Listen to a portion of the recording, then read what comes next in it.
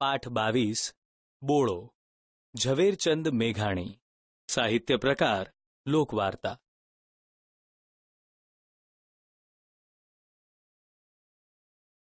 વિદ્યાર્થી મિત્રો, ગુજરાતનો સોરઠ સૌરાષ્ટ્ર પ્રદેશ 217 રજવાડાઓમાં વહેંચાયેલો હતો। આ રજવાડાઓમાં ઘણા એવા રાજાઓ હતા જે પ્રજાને દુઃખે દુઃખી અને પ્રજાને સુખે સુખી હતા।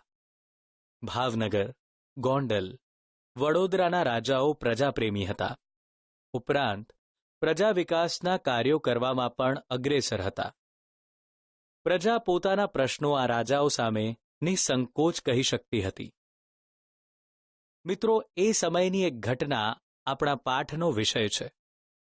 રાજ્યનું નામ ભાવનગર। પાઠના લેખક ઝવેરચંદ મેઘાણી છે। તેમનો જન્મ 28/8/1896ના રોજ થયો હતો અને તેમનું અવસાન 9/3/1947ના રોજ થયું હતું।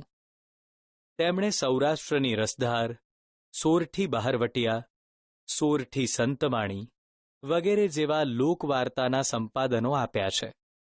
ગાંધીજીએ તેમને રાષ્ટ્રીય શાયરનું ઉપનામ આપ્યું હતું। પ્રસ્તુત પાઠનો સાહિત્ય પ્રકાર લોકવાર્તા છે। વૈશાખ મહિનાને બળબળતે બપોરે ખોખરાના ડુંગરામાં બફાયેલો ઘોડેસવાર એક વાડીએ આવીને ઉતરી પડ્યો। પોતે ને ઘોડો બે પરસેવે નાહી રહ્યા હતા।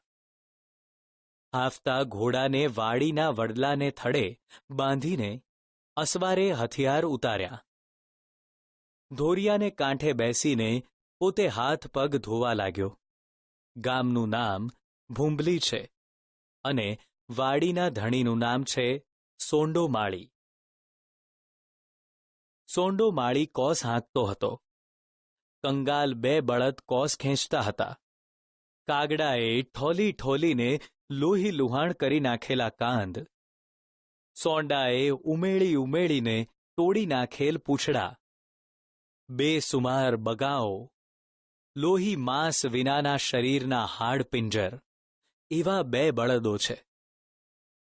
101 કાણાવાળો એ કોસ છે। મંડાણ ઉપર પહોંચે ત્યારે અંદર માત્ર એક બોખ પાણી રહે અને ચીથરે હાલ એ સોંડો। અસવારે બધું નિહાળી રહ્યો।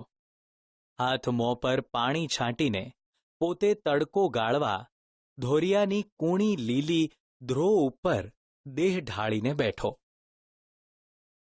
કોસ એટલે કૂવામાંથી પાણી કાઢવાનો ચામડાનો કોથળો। કાંધ એટલે બળદની ધૂંસરી મુકાય તે ભાગ અથવા ખભો। બગા એટલે ઢોર અને કૂતરા પર બેસતી એક જાતની માખી। મંડાણ એટલે કૂવા પરના કોસ માટેનો માછડો।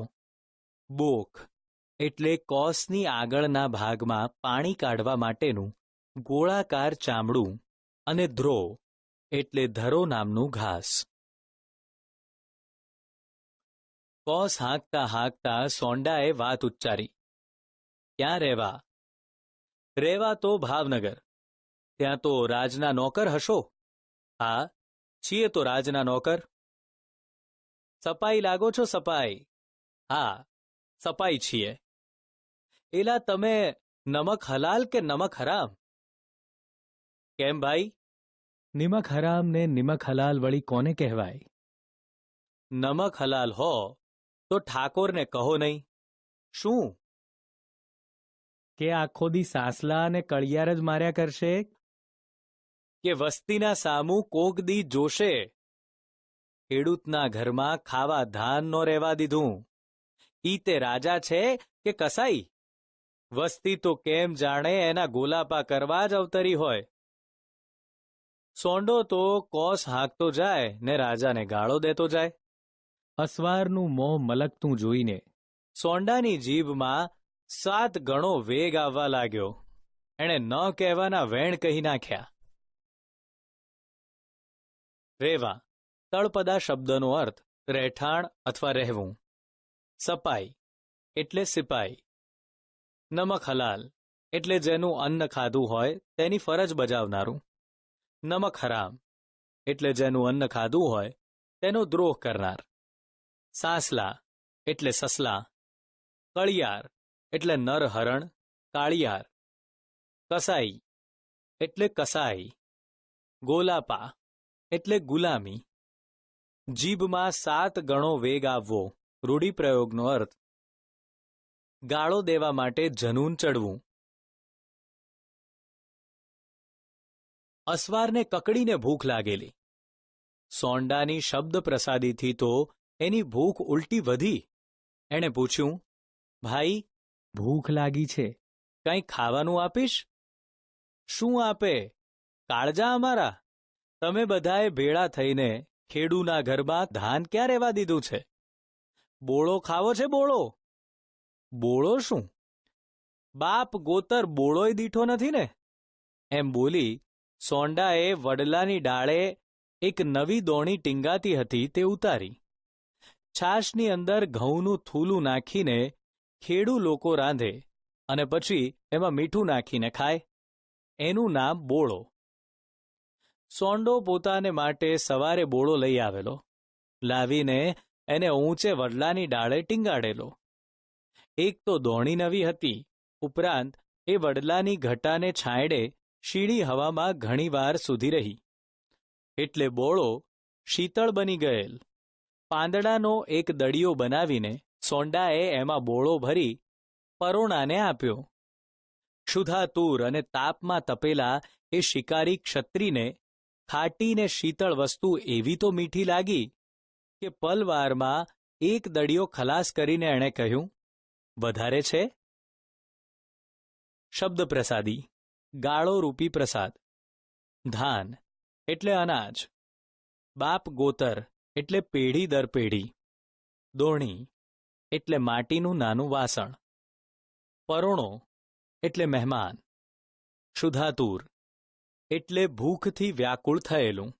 અને ક્ષત્રિય, તળપદા શબ્દનો અર્થ ક્ષત્રિય થાય. સોંડે મીઠું મીઠું હસીને કહ્યું, કેમ, મારે ખાવાય નથી રહેવા દેવું ને? એમ કહીને એણે બીજો દડિયો ભરી દીધો. મહેમાનને એવી તો લજ્જત આવી કે હર્ષભેર સોંડાએ આખી દોણી ખાલી કરી બધો બોળો મહેમાનને ખવડાવી દીધો. પરોણાનું પેટ ઠર્યું.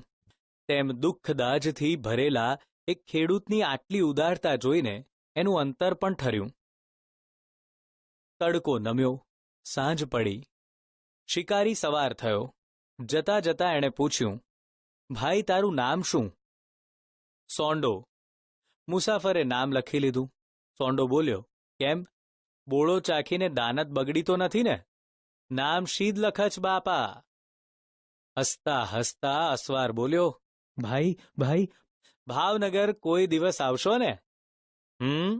ભાવનગર આવીએ એટલે તારા જેવા સિપાઈ ઠોંસે ચડાવીને વેઠે જ ઉપાડી જાય.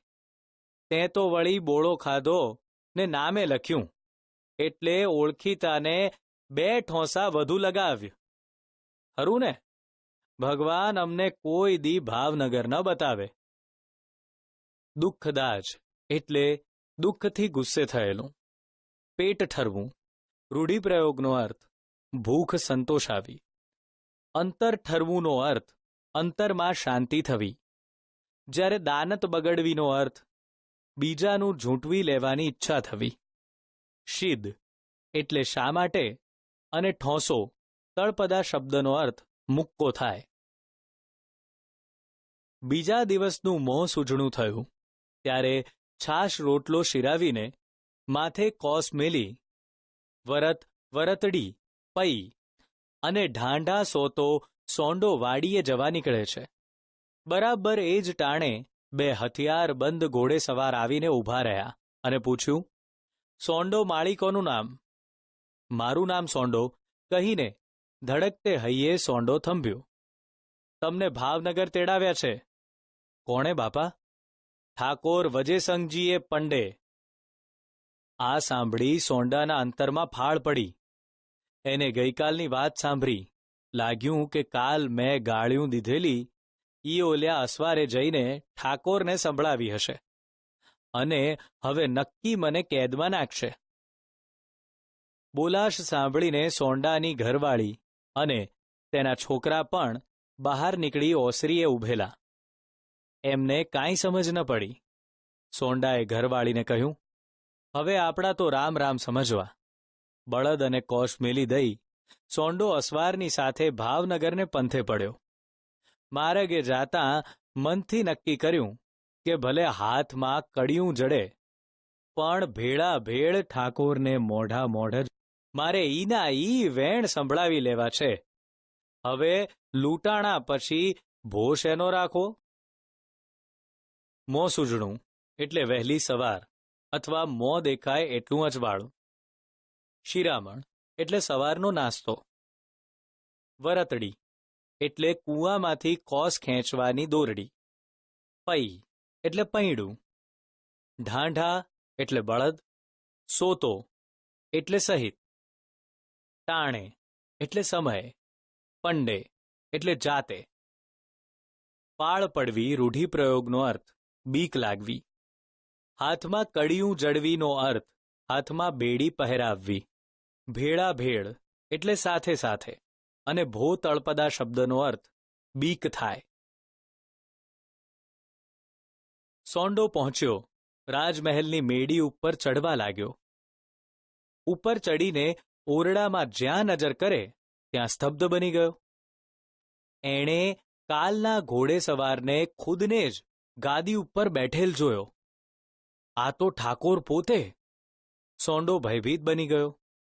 ઠાકોર વજેસંગજીએ એને પોતાની પાસે બેસાડ્યો અને પંપાળીને પૂછ્યું, પણ સોંડા, તું બીવે છે શા માટે?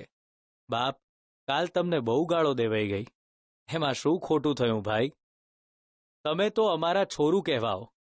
તમારે દુઃખ હોય તો દુઃખ રોવાનો હક છે. બચ્ચાની ગાળો તો માવતરને ઉલટી મીઠી લાગે.